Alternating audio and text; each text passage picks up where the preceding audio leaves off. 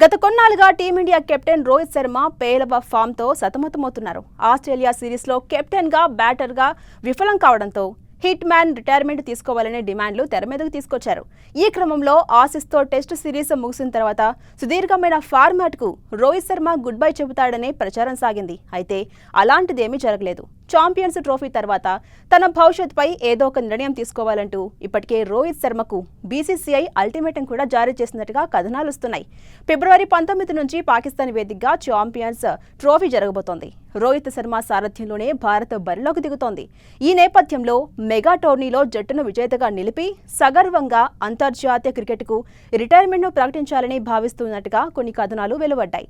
అయితే గత ఏడాది జూన్లో టీ20 ప్రపంచ కప్ 2024 విజయంతో పొట్టి ఫార్మాట్లకు కోహ్లీ, రోహిత్ శర్మ రిటైర్మెంట్ ప్రకటించిన సంగతి మనకు తెలిసిందే.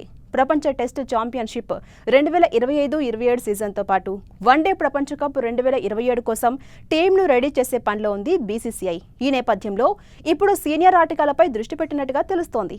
ఛాంపియన్స్ ట్రోఫీ తర్వాత రోహిత్ శర్మ భవిష్యత్తుపై గత సమావేశంలోనే సెలెక్టర్లు, బోర్డు చర్చలు జరిపింది. అయితే ఇప్పుడు రోహిత్ కాస్త సమయం కావాలని కోరాడంట. దీంతో రోహిత్ ఎలాంటి నిర్ణయం తీసుకోబోతున్నారు అనే అందరిలో క్యూరియాసిటీ క్రియేట్ అయింది.